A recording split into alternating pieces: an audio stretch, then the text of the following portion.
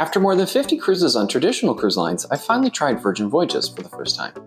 I sailed on the Scarlet Lady to the Caribbean and was really impressed with many aspects of the experience. Virgin offers a very refreshing and modern take on cruising, with huge chill-friendly innovations like a hammock on the balcony, rain showers in all cabin bathrooms, and much more inclusions like specialty dining and internet. And their entertainment is fun and more inclusive. But there were some disappointments that left a very bad taste in my mouth, especially with their embarkation and disembarkation process. In this episode of The Chill Cruiser, I'll review my experience on the Scarlet Lady from a traditional cruiser's perspective. If you're thinking about giving Virgin a try, you're not going to want to miss this.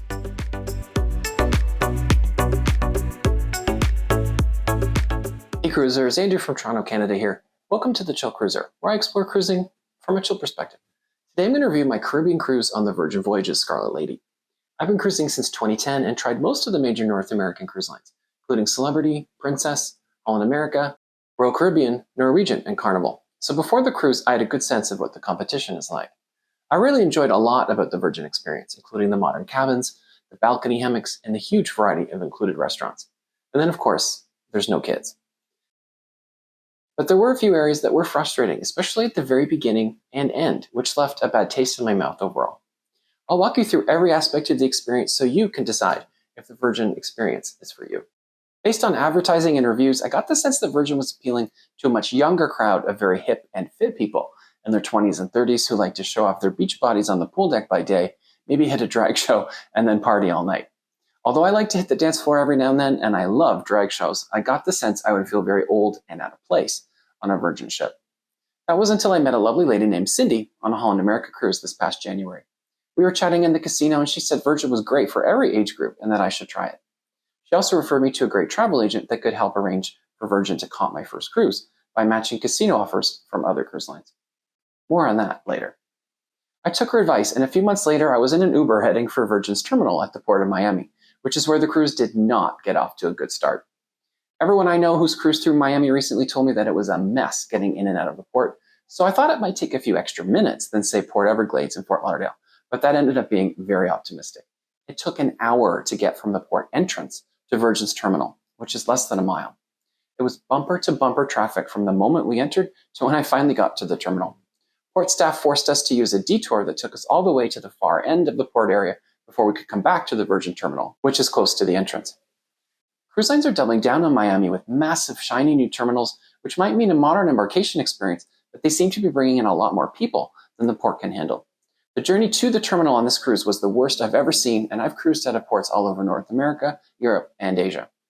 Granted, my embarkation day was a peak day of Sunday, and I headed to the terminal at a peak time of late morning, so I was definitely expecting traffic, but not like this. The hours spent in traffic increased my total Uber bill by close to $50. I'll share some tips on how to avoid experiences like this a little later. Before I get into my review, let's look at Scarlet Lady at a glance. She's still a fairly new ship and started sailing in early 2020.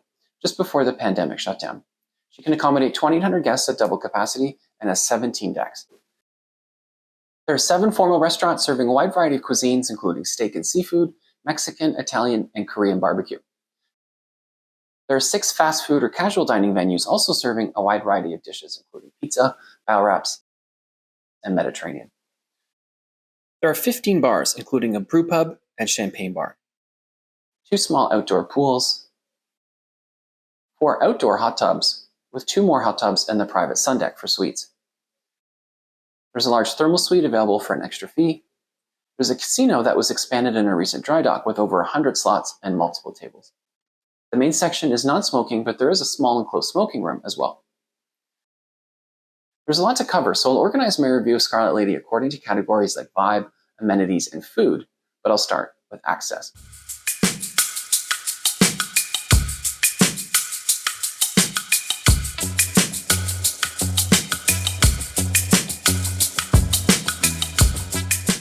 Virgin has what they call a relaxed embarkation and disembarkation experience, which means boarding doesn't start until 2 p.m. because disembarking guests can stay on the ship as late as 10 a.m. Virgin says this is to emulate a land-based hotel where you don't have to wake up at the crack of dawn to check out, like on traditional cruise lines. That sounds great in theory, but it wasn't so great in practice. Since most people boarding the ship are staying in hotels where you have to check out by 10 or 11 a.m., that's when most people start heading to the port. Virgin does allow you to drop off your bag and get your bracelet key, but they don't start boarding until 2. So if you're like me and arrive at noon, you have several hours to kill, with not a lot of places to kill that time in. Virgin has this massive new terminal, and as I learned later on when they did start boarding, they do have a large lounge area similar to the terminals for traditional cruise lines, but they don't let you use them, which just seems silly and a massive waste of the building. Guests in pricey Rockstar cabins do have a lounge they can use in between check-in and boarding. They won't let anyone else into the terminal building, and there's nothing really outside of the terminal building other than a bathroom and a large canopy. Not even benches to sit in. Again, I think this is really silly and a massive oversight on Virgin's part. At a regular hotel or resort, which Virgin says they're emulating, they have a lobby you can at least sit in and some amenities to enjoy while you're waiting to check in. They don't lock you out of the building and make you stand in the rotunda. When I was standing there looking for something to do to kill a few hours, I was willing to pay good money for a lounge to chill out and have lunch, but Virgin doesn't offer that option either. And after the traffic to get to the port, I definitely wasn't going to leave the port to try to do something in Miami, only to go through that mess all over again. So unless you're in a Rockstar cabin, I would definitely resist all temptations to come to the terminal early. Even though I know you're probably excited to get the cruise started as early as possible, put your luggage in storage at your hotel and find something to do in the Miami area until you're assigned check-in time. You select your check-in time when you check in using Virgin's app. Since early boarding times are the most popular, they're the first to go. So it's a good idea to check in as early as possible. There's actually a lot about the Virgin Voyages experience that you need to book in advance, like fitness classes, restaurants, and events, which I'll cover later. Don't do what I did, which was check in the day before the cruise, because I was stuck with the latest possible check-in time, which was 4:30 p.m. And they do enforce the boarding window. You line up in groups according to boarding window, and your group can't start boarding until all previous windows have had the opportunity to board. Once we were able to finally board, it was a fairly smooth process to get on the ship. It was bizarre to walk through the building and pass all the empty lounge areas after having to stand outside for so many hours. But I digress. As we boarded the ship, crew were handing out glasses of sparkling wine, which I thought was a nice touch. On the ship, it's fairly easy to get to the various decks with lots of elevators and stairs. The layout is very choppy though, so it's not always intuitive trying to get around, and you have to go around some twists and turns to get where you're going. You can also only get to several venues through one stairwell or set of elevators. And the poor signage doesn't help things. I think they should hand out a ship map with your bracelet key, but you have to use the app. Since Virgin is so modern and app-oriented, I expected a cool interactive map, but it's actually just a static PDF that you download. Unlike every other cruise ship where cabins have even numbers on one side and odd numbers on the other, Virgin uses the same numbers on either side that are differentiated with either an A or Z, which was a bit confusing at first. When it came to disembarkation, I loved the idea of being able to stay on the ship until 10 a.m. because I had a late flight home. That is, until 10 a.m. arrived and I realized that half the ship had the same idea. And unlike embarkation, where boarding was very organized by groups, late disembarkation was a free-for-all with no controls, so it was another mess getting off the ship. It was impossible to get an elevator, so people were pushing suitcases downstairs. Once I got to the disembarkation deck, there was a massive lineup to get off the ship, and then of course there was another massive crowd waiting for taxis and Ubers. And since the Port of Miami is the Port of Miami, it took more than a half hour for my Uber to get through traffic and pick me up. Because I'm sure the port is the last place where drivers want to go because of all the traffic, I had a sketchy driver who I should have asked to pull over because of unsafe driving. All right, access 2 out of 5 stars.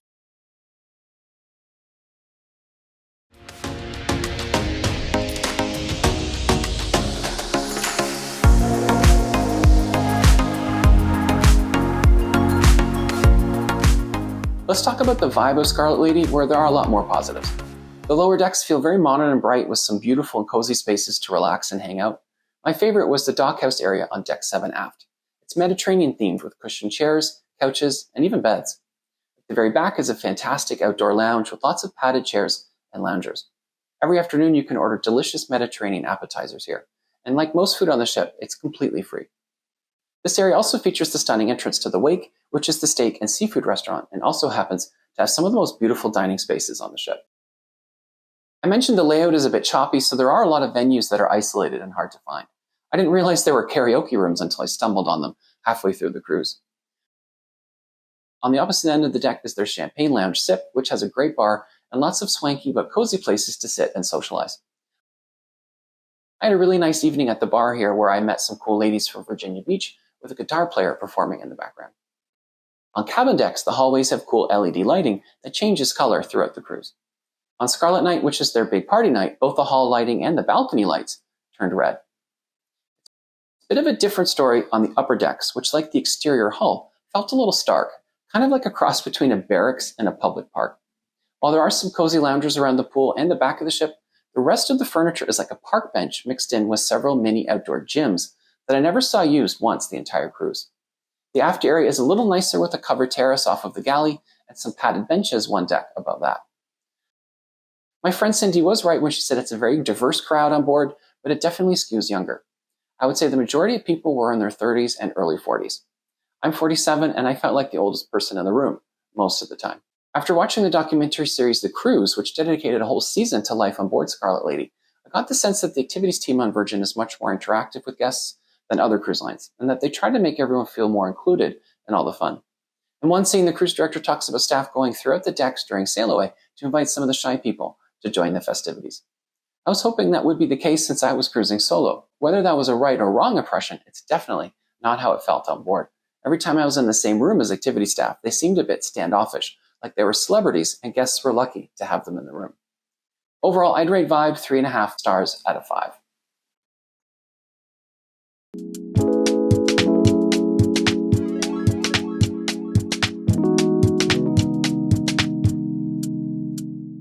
Let's talk about the cabins on Scarlet Lady, which are a huge upgrade in many ways compared to traditional cruise lines.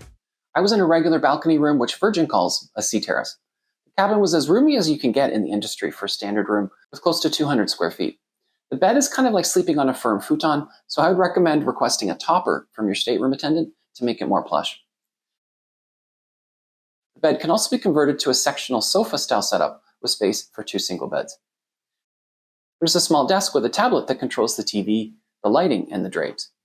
There are preset moods with different lighting and drape configurations. You can also use the tablet to choose from an impressive selection of complimentary TV shows and movies available on demand.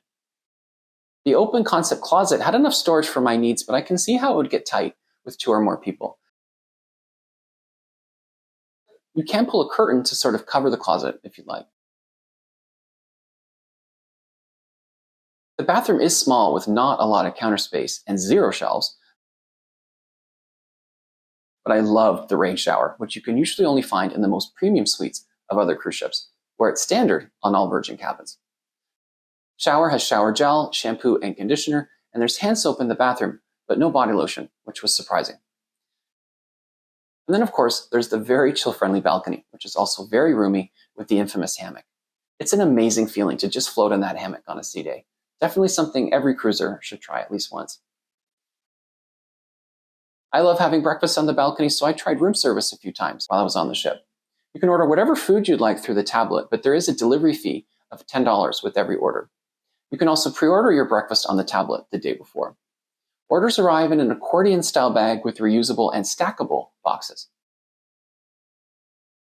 The food was usually pretty tasty and arrived quickly within about a half hour.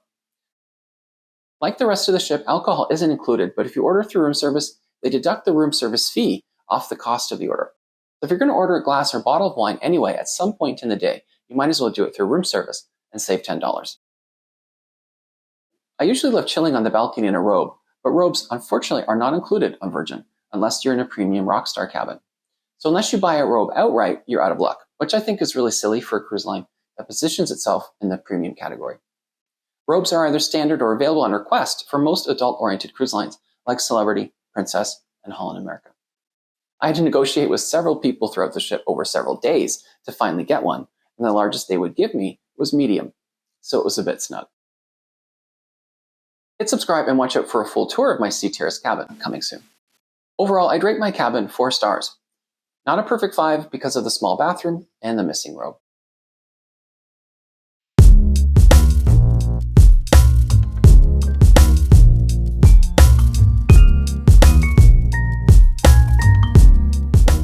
Speaking of room service, let's move on to food, which is another big strength for Virgin. I would have to say this was the best quality, variety, and selection of food I've ever seen on a cruise ship. I was really impressed with the variety of fast food options available throughout the ship as well. Virgin says they don't have a buffet, but they do. They just call it the galley, where there's a nice variety of different cuisines available. Aside from nicely packed takeaway meal boxes with fruit, sandwiches, or sushi, every station is full service, so there are no germ-infested self-serve taunts. At breakfast, you can go from as simple as fruit to as indulgent and fancy as blueberry pancakes, or a French toast burger. My favorite spot for breakfast and lunch was the taco and burrito station. Just note that the selection in the galley is fairly limited for dinner. There's fast food like burgers and fried chicken. You can check out the full list of options in the galley for breakfast, lunch, and dinner on my website, thechillcruiser.blog. I loved that they had a bow and bowl station on the Lido deck. I tried both, and they were delicious. They have several fast food options on the lower decks as well, including that Mediterranean place I mentioned earlier, a diner a few steps away from there, and a delicious pizza place that's open well into the night. I was very happy to discover it was still open at 1:30 a.m. on the first night, which is when I tried this very tasty chicken pesto pizza. There are cafes in the galley and on deck 7, but you can only get free coffee in the galley. There are a whopping 7 formal sit-down restaurants, and they're all included. Reservations are recommended, but not technically necessary. When I checked about a month before the cruise, there were only very early or very late slots available at most restaurants, so I just didn't bother booking anything. About 15 minutes before I was ready to eat, I would just check the restaurant I wanted to try, and there were usually last-minute slots available. You can also just try and walk in and try your luck. The first place I tried was Razzle Dazzle, which now has an Asian-themed menu. I tried the Peking duck bao buns, honey sriracha ribs, and hot and sour noodles, and they were all delicious. Next up was Pink Agave, their Mexican restaurant, which was also very good. I had the enchilada, grilled corn, steak, and the chocolate taco. The highlight of the trip was when I dined with my new friends from Virginia Beach at the Wake, which is their fantastic steak and seafood restaurant. We tried a variety of dishes like the Cobb salad, bone marrow toast, and filet, and they were all excellent. They even prepare some seafood dishes tableside. This experience would set you back $50 per person easily on a traditional cruise ship, or $100 plus on land, and it's included on Virgin. I would definitely go at least once on your cruise. The Wake and Razzle Dazzle are also open for brunch, which I unfortunately didn't get to try. On the last night, my new friends were nice enough to invite me to join them at Extra Virgin, the Italian restaurant, which was good overall. We tried a variety of dishes like the meatballs, carbonara, and gnocchi, and they were all tasty. There's also Test Kitchen, which serves an experimental 6-course tasting menu with a focus on molecular gastronomy. My friends tried it and said the food was okay, but that the whole experience took too long.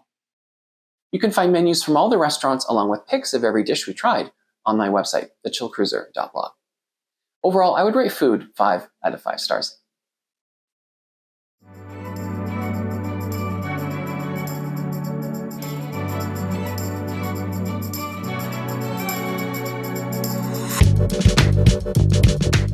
Moving on to drinks, which Virgin approaches very differently than other cruise lines.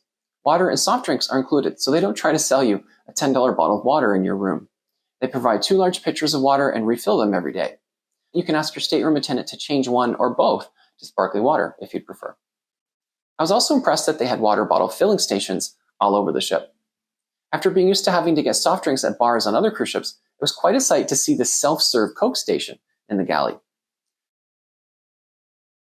Virgin doesn't offer all-inclusive drinks packages. Instead, they have what they call a tab that if you load it prior to the cruise, they'll top it up with some bonus credits.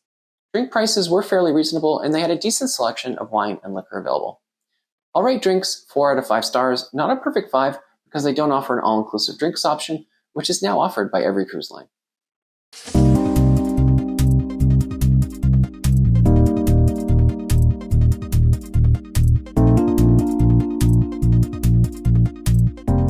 Let's talk about the amenities on Scarlet Lady, which are a bit of a mixed bag. I mentioned the stark vibe on the upper decks where there are 2 pools that are way too small for the size of the ship, so they were very crowded on sea days, and I had no interest in even trying to get in. These are a fraction of the size of pools on lines like Princess, Celebrity, or even Holland America, which has much smaller ships. There's also no indoor pool option, which means the pools are essentially useless in poor weather or cooler weather. I think they made a big mistake by devoting so much premium outdoor real estate to fitness and outdoor gyms that I never saw used. There are those gyms I mentioned, there's a large yoga and stretching platform, a basketball court, a running track, all in addition to a full indoor gym. There are several areas with a lot of different types of chairs and loungers, including several large and small cabanas available for an extra fee. There's a thermal suite available for an extra fee in the spa on the lower decks, which is usually one of my favorite amenities on a cruise ship, but not on Scarlet Lady. They had the usual steam room and sauna with a relaxation area, but their water therapy area was disappointing. Instead of a large hydrotherapy pool with massage showers like on Princess and Holland America, there are very small, cool, and warm tubs. I did like that they have a full wraparound promenade, which is something you don't see on new ships anymore. And they even offered those water filling stations. I mentioned the karaoke rooms. There's also a tattoo studio and a vinyl listening lounge. We stopped at Bimini in the Bahamas on our last day, which was a decent experience overall. Virgin takes over one of the local resorts that's right on the ocean and has massive pools with lots of places to relax. I was really impressed with the lunch selection, which was again full serve with several delicious small plates to choose from. Like the ship itself, the only disappointing aspect was getting to and from the resort, since it's about 2 miles from the port. They do offer trams, but usually have to wait a while to get one. We visited the island on a very hot day in April, and they weren't offering cold towels or water by the gangways, which is one of the many small but luxurious touches other cruise lines offer that Virgin has opted out of doing for some reason. Overall, I'd rate amenities 3 out of 5 stars. From a traditional cruising perspective, that rating definitely goes up to 5 for fitness buffs who like to spend a considerable amount of their vacation time working out.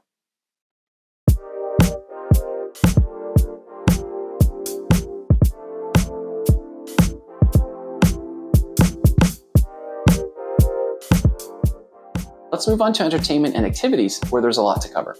The daily program is jam-packed with things to do, from drag and cabaret shows to full production shows and theme parties.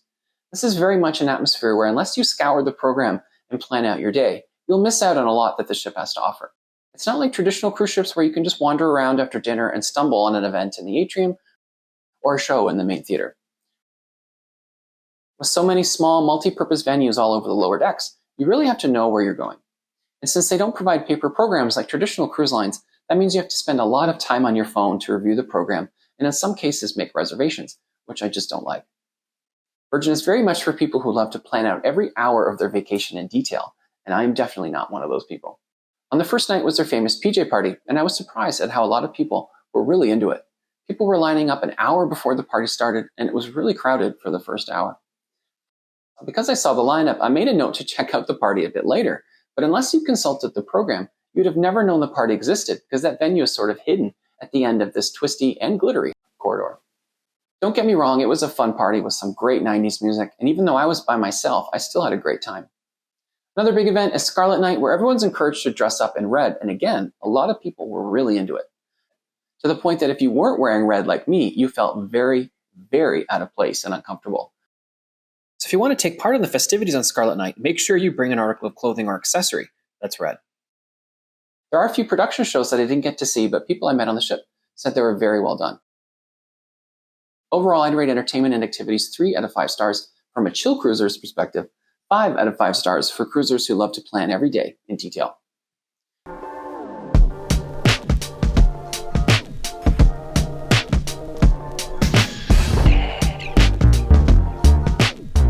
Let's move on to technology, which was good overall. Internet is another perk that's included in your cruise fare, and it was always fast. The app works well most of the time with a cool interface with animations that change every day. And then there's the cool cabin automation. There are no ship announcements except what's mandatory for ship safety, like the muster drill and crew drills. You don't hear from the captain or the cruise director every day, which some people love, but I like to hear the voice of the person who's driving the ship. All announcements are made through alerts on your phone, so be prepared for a lot of notifications from the app. Bracelet key also worked well throughout the cruise, making it easy to unlock the cabin door and order drinks. The only time it felt clumsy was at the casino, where it often took multiple tries before slot machines would recognize the key. Overall, I'd rate technology 4 out of 5 stars.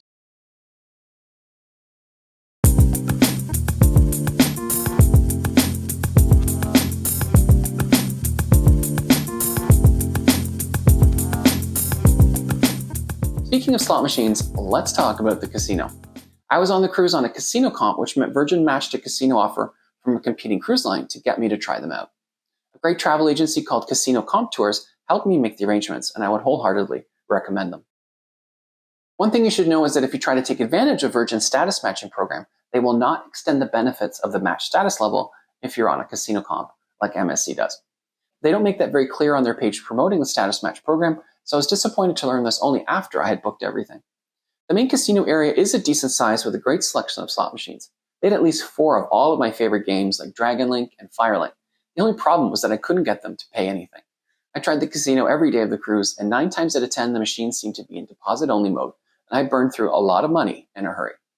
So Virgin definitely got me to pay for the cost of my cabin and then some, which I guess is the whole point of a casino comp. But it wasn't a fun casino experience. Although the main casino area is non-smoking, they do have a smoking room beside the cashier cage with about 25 newer slot machines. And this is where I had one of my few decent hits the whole cruise, so I would definitely check it out if you don't mind the smoke. I usually don't let the payouts of a casino affect my rating, but I will in this case because it seemed that the machines were set to pay lower than even other cruise lines, which are already lower than land-based casinos. As a friend who was on the ship before me said, it's a tough casino. With all that in mind, I'll rate the casino 2 out of 5 stars. Hit subscribe and watch out for a full tour of the casino coming soon. So Virgin gets a lot right, but they also get a few things very, very wrong. I think Virgin tried a little too hard to appeal to a younger crowd and forgot that traditional premium cruise lines like Celebrity and Princess do get a lot of things right. The Virgin product is so different in so many ways to the classic cruising experience that you need to do a lot of research to figure out all the changes. I think Virgin can do a much better job of providing an orientation to traditional cruisers like me who aren't on TikTok all the time and don't have a lot of time to figure out all the quirks and limitations. It is a head scratcher that you can get this luxurious steak and seafood dinner included in your cruise fare, while embarkation and disembarkation can be so chaotic and basic amenities are missing in your cabin. I also don't like that you have to pay a massive premium for a Rockstar cabin to get some perks that are standard on traditional cruise lines. The big question is, would I recommend giving them a try? After having some time to reflect on the cruise and get over that whole disembarkation drama, I realized that I did enjoy a lot of aspects of the experience and would have enjoyed it even more had I known about some of the weird limitations and exclusions. It's kind of like Norwegian Cruise Line without the crowds, kids, and the nickel and diming. Well, most of the nickel and diming. It's innovative with a food and party focus. Although it's clearly aimed at millennials and Gen Z who like to work out by day and party by night, they still have something for everyone. And you just can't beat that balcony hammock. Cruisers who prefer a more fun and energetic vibe should definitely try Virgin at least once. Just don't try to check in early, bring your own robe and body lotion, and make sure someone in your group is okay with booking all the reservations and scouring the program every day to figure out what you're going to do. Oh, and keep a very close eye on your budget in the casino. If you're looking for a traditional adult-oriented cruise line with a much more chill experience, I would definitely check out Holland America line. You can find my video with 15 reasons why I think they're worth a second look here. Thank you for watching, and happy cruising.